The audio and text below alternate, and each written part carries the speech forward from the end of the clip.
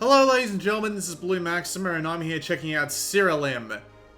Just one thing I want to point out real quick before we actually start playing this game. It's freaking tiny. Like, 41 megabytes. That's impressive, even for a Vita game. Like, the smallest game I know off the top of my head for Vita, was it Super Star Wars? Yeah, Super Star Wars is 1 megabyte bigger than freaking Siralim. That's impressive. That's really impressive. Yeah, so we'll just hit continue. I'm at, as it says here, about an hour and a half played. We'll just wait for the game to load. The loading times aren't bad in this game at all, thankfully. So, here we are in the main area of the game, which is the Siralim Castle. And this is our home base. This is where we come back to do things like spawn monsters and collect upgrades. So, we'll just have a look at the menu real quick. There's a lot of options you can do, including how much you want to zoom in.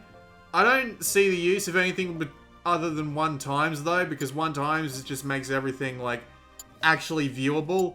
You've also got a bunch of other things to change here. I'm going to change the battle speed back to normal speed and the battle message auto scroll 0.5 seconds just for the purpose of demonstration, but trust me, you will want to turn those on after like 10 minutes, because it does say it's not recommended for like new players, but yeah, trust me, it's something you want to turn it on eventually. Rituals are constructions that are meant to help you with like building new stuff, earning new stuff. I'm currently working on the Enchanter, a blacksmith upgrade, and a new realm I can go to.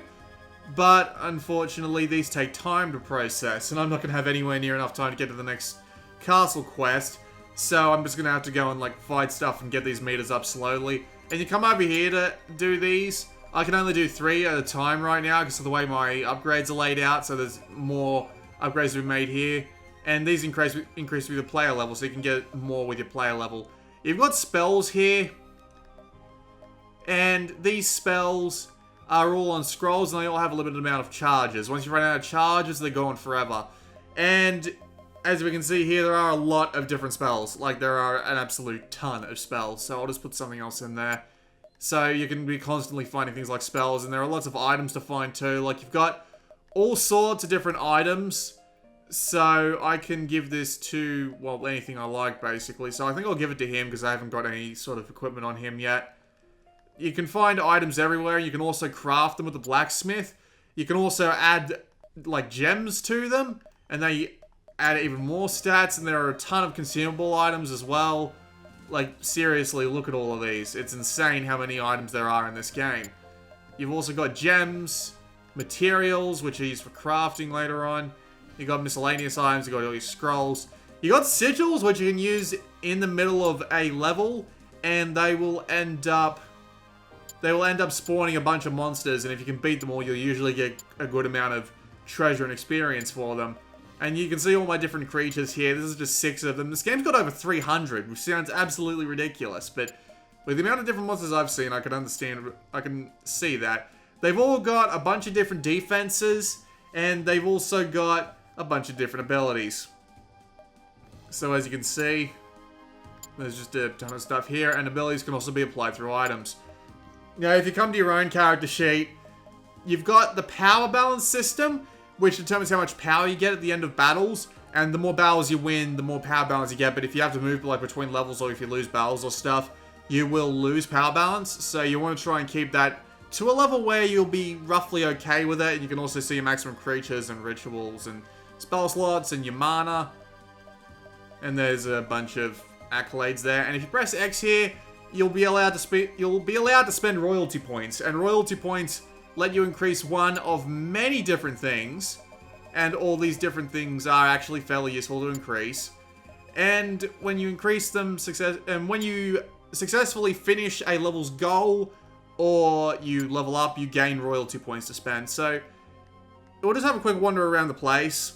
So you can talk to people in order to get some helpful stuff. That guy on the left there actually gives you a bunch of, what's the word for it? He gives you castle quests, as you can see up in the top right there. And this guy who's just magically respawned here, we can talk to him to spend our exalted emblems, which gives us even rarer stuff, which is nice, because you're constantly unlocking new stuff to do in this game, which is kind of neat. And there are other places you can go as well. Unfortunately, this castle is actually really big and a bit of a pain to move around in.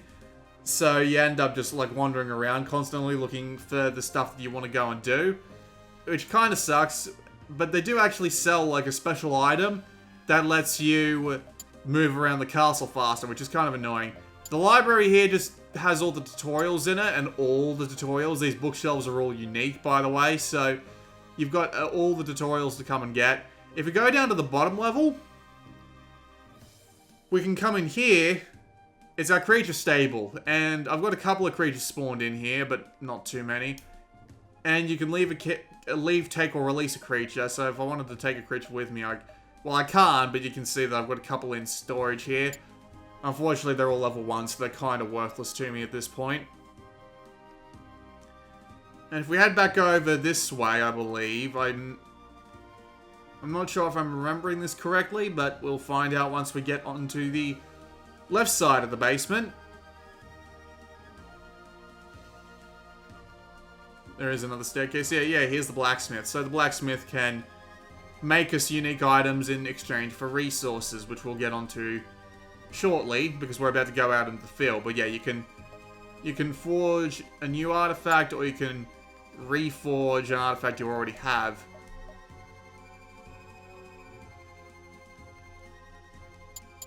And you can also salvage items for resources. So let's make our way down and out. And we'll go upstairs to the... That's the tavern. I haven't actually been in here yet. Wow, I didn't even realize this existed. There's probably something you can do here. But, oh well, we'll just leave. I didn't even know that existed, honestly. I haven't had too big of a look around this castle because it's just a fair bit slow, as you can see. But anyway, the last place you can go that's actually relevant, at least as far as I can remember at this point, is up here in the upper level corridor. You can go to the spell chamber, and the spell chamber lets you summon creatures. So if you spend the resources, you can get new creatures, but I'm not going to summon any of them. So I'll explain how to summon stuff and what the resources are once we get out in the field, because I've spent 7.5 minutes in here already. You might have noticed there's no real overworld to go walk around and all that. It is basically just this castle and then the dungeons. So if we teleport to a realm, we'll be able to see where the majority of the gameplay takes place.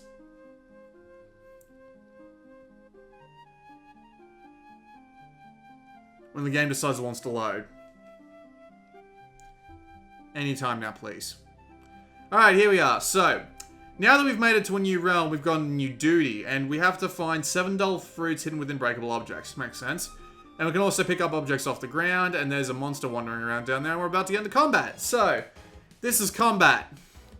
Here's the idea. So, at the beginning of every turn, you have several actions you can do. You can defend, which will, you know, take away less health. You can provoke monsters, which will encourage that monster to be attacked. So if you've got a tank on your team, doing a provoke will be good, but unfortunately it also decreases their defense. So having a good monster for tanking is something that's worthwhile with that. You can come here to spend spells, which I'm not going to spend right away, because you never know, you might need them. Now, extracting is interesting, and we'll show that off later, and you can also inspect all your guys here.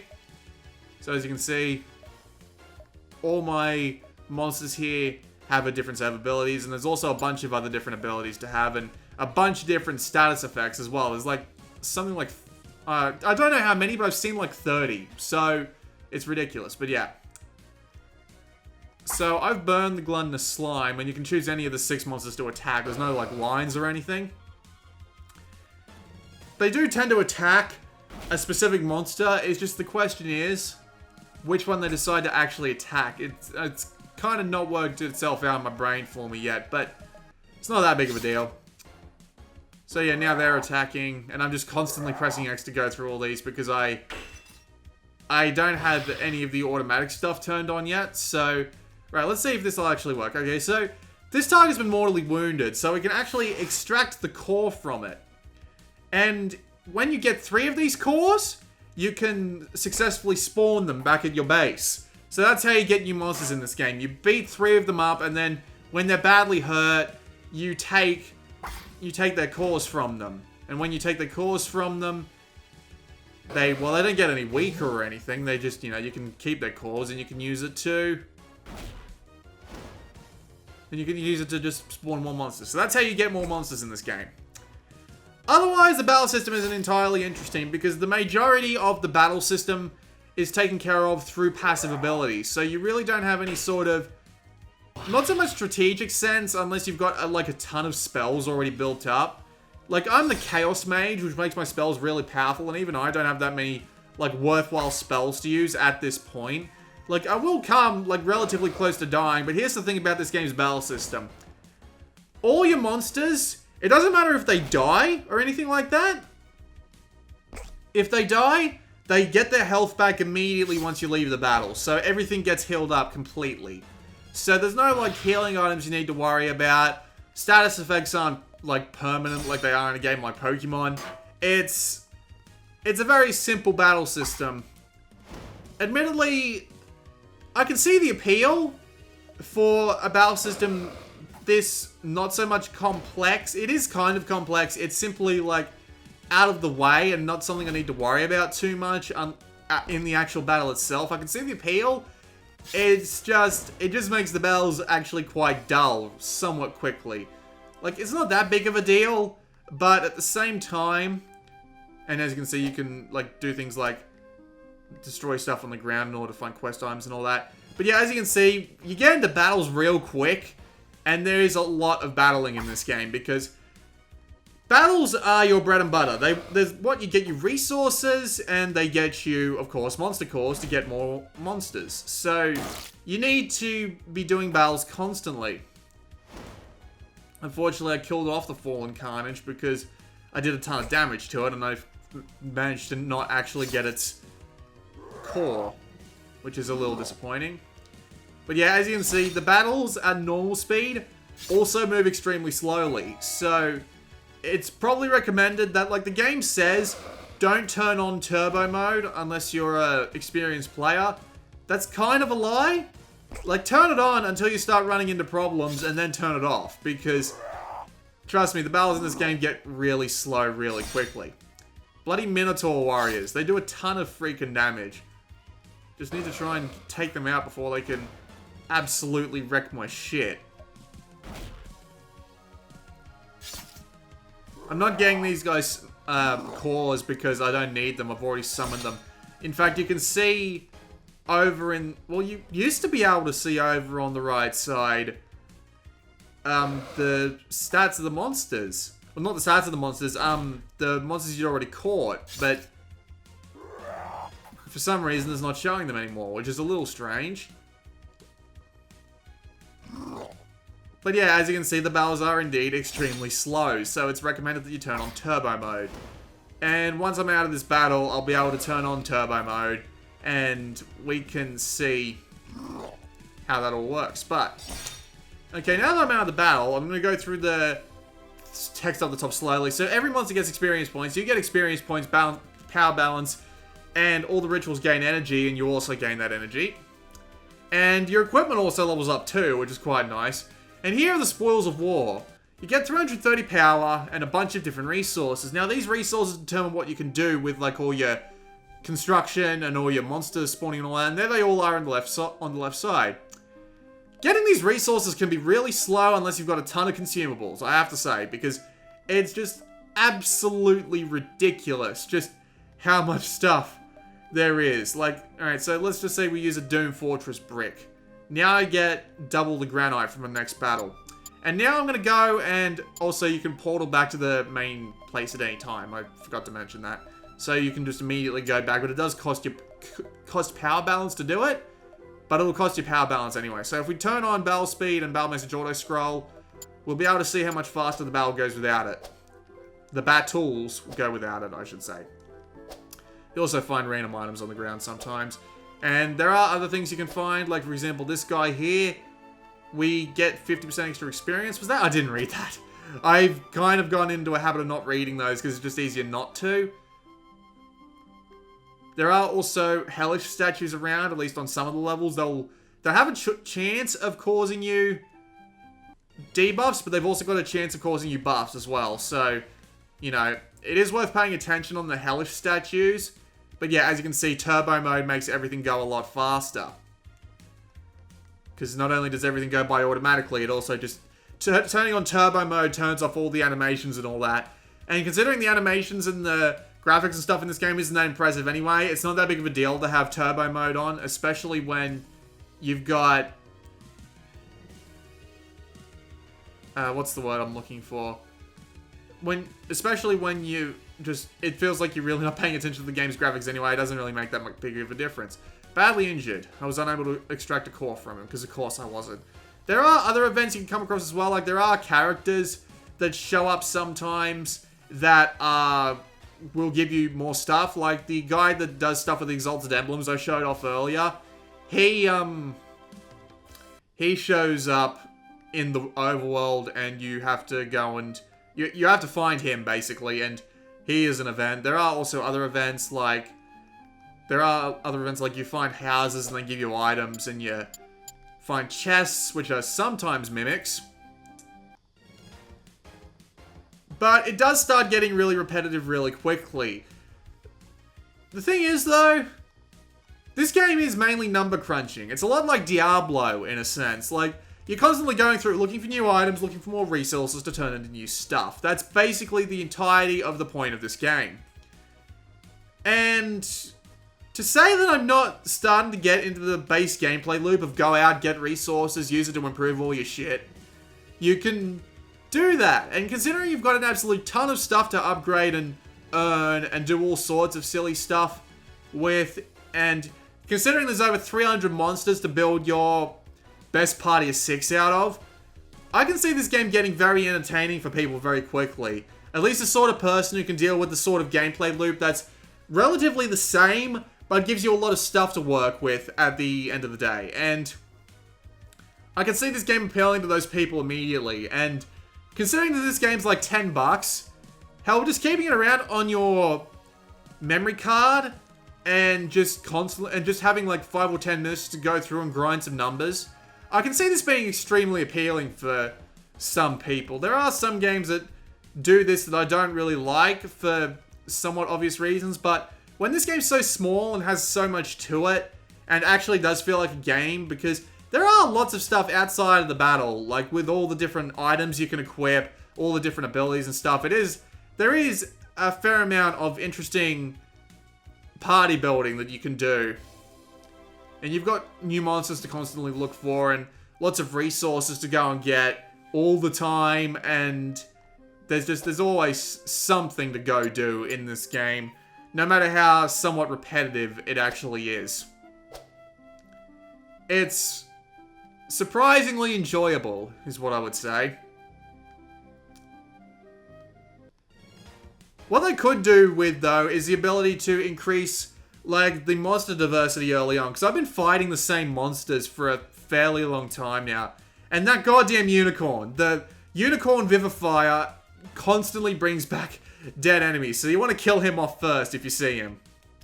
But yeah, I killed him, lightly bruised. I should be able to... Oh god, that must have hurt. Badly injured. Damn, I couldn't extract it, so let's give that another shot. There we go. Does almost feel like Pokemon in a way. Like, the gold trophy for this game, the single gold trophy, is gotta catch him, ... never mind. So, yeah, you can tell where they kinda got the inspiration from. You came back to... Oh, yeah, Phoenix. Right, of course. Right, but yeah, okay, down you go, Phoenix. So, yeah, you've got... With, like... God, there's like 300 monsters in this game, and they're all different. They've all got different abilities. So, it's like... You could build a really interesting party out of this game, and there are constantly more things to do and harder monsters to fight and stuff like that. So, there is some appeal to be had, but at the same time...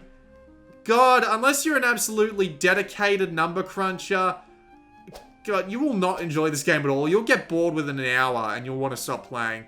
There's another event, so you can buy stuff, but as you can see, it costs an absolute ton of extra ability. It costs an absolute ton of stuff. So, see, this costs 5,109 of all 4 resources. So, I mean, Jesus Christ, I can't afford, like, any of this stuff realistically. You want to hang on to your resources, mainly because, an energy portal. Neat. And that's actually completed my, rituals, has it? Well, it's completed 2 of them. I'll see if I can complete the 3rd. Because I saw another energy portal up there, so if I go up there and complete this ritual, I might be able to actually show off another ritual. I might be able to show off another castle quest, I mean.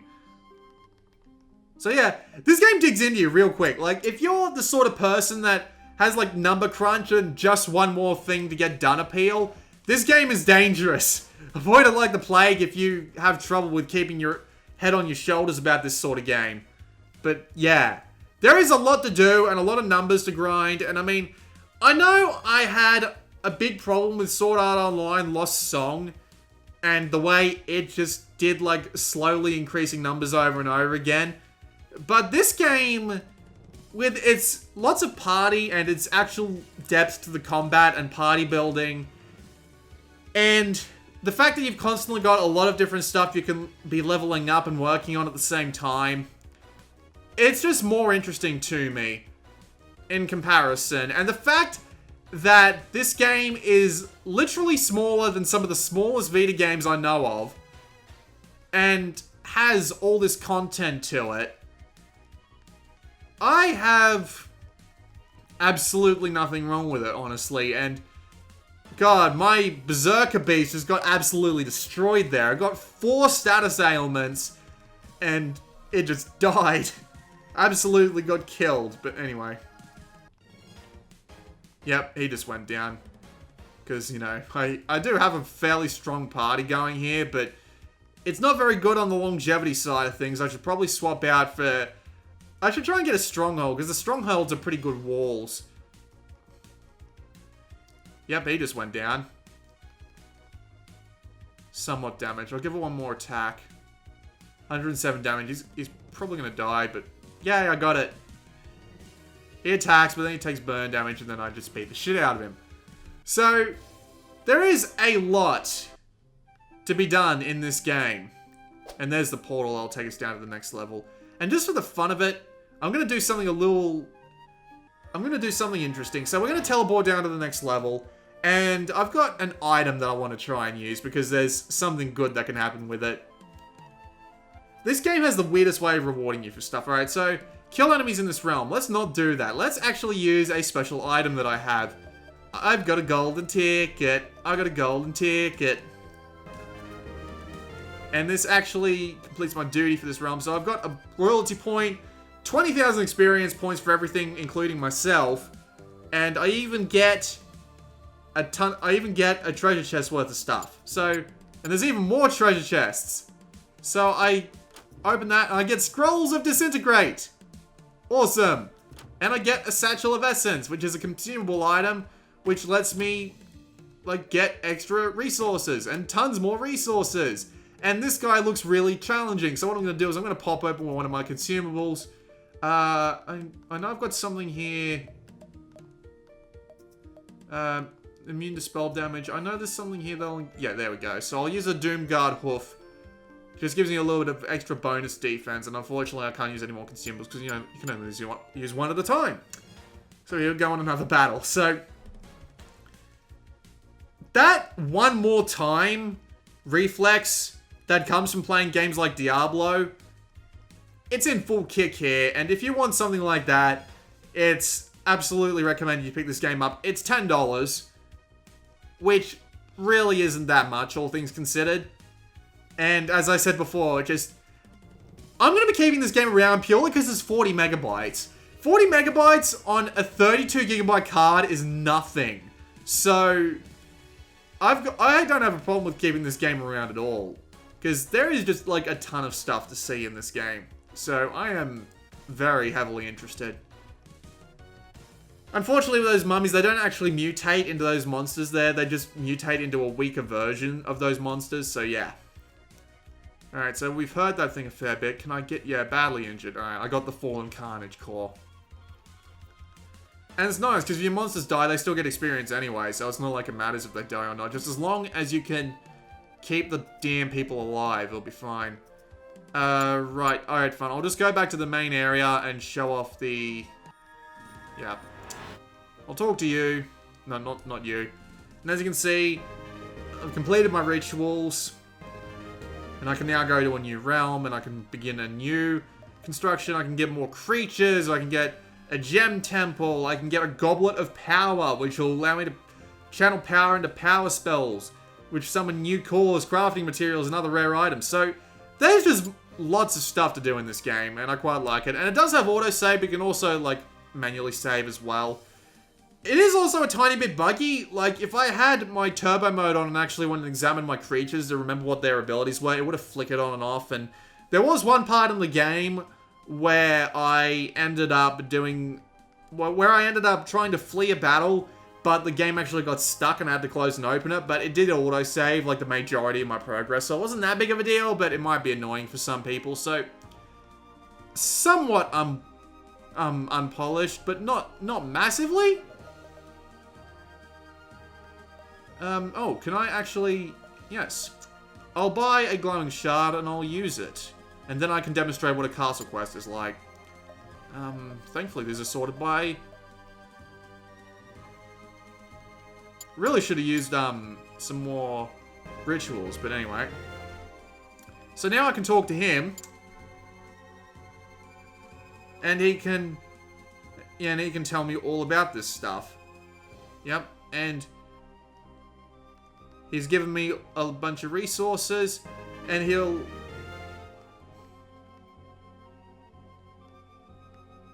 Huh. So he doesn't actually have any more for me. Oh, that's a shame. So... I guess that's the one biggest problem with the game, though. Outside of those castle quests, which literally just ended for me at the hour-and-a-half mark, it doesn't have that much direction to it. But...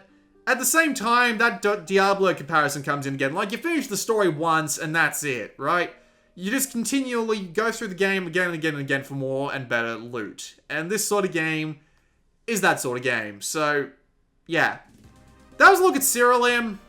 It's not bad, and if you're looking for something that just has that one more thing to get done, style gameplay about it, this game would be perfect for you.